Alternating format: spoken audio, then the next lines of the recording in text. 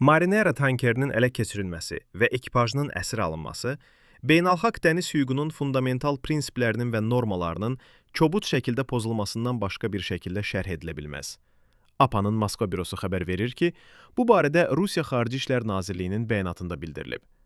Rusiya Xarici İşlər Nazirliyi ABŞ hakimiyyətinin gəminin heyətinə qarşı hüquqi tədbirlər görməklə bağlı təhdidlərini qətiyyən qəbul edilməz adlandırıb.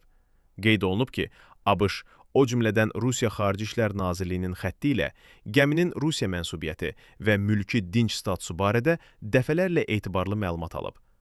Onların buna şübhəsi ola bilməzdi. Necə ki, güya tankerin bayraqsız və ya saxta bayraq altında üzdüyü barədə fərziyyə irəli sürmək üçün heç bir əsas yoxdur. Rusiya Xarici İşlər Nazirliyinin digər ölkələrin də ABŞ-ın Marinera nümunəsindən ilhamlana biləcəyini açıqlayıb. Rusiya Marinera hadisəsi ilə əlaqədar Birləşmiş Ştatların Amerika sanksiya qanunvericiliyinə istinadlarını əsassız hesab edir.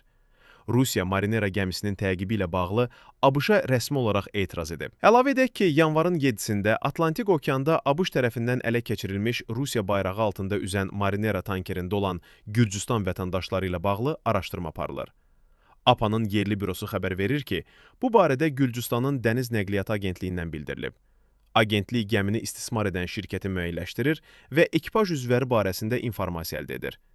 Qeyd edək ki, gəmi heyətinin kapitan da daxil olmaqla 6 üzvünün Gürcüstan vətəndaşı olduğuna dair məlumatlar yayılıb.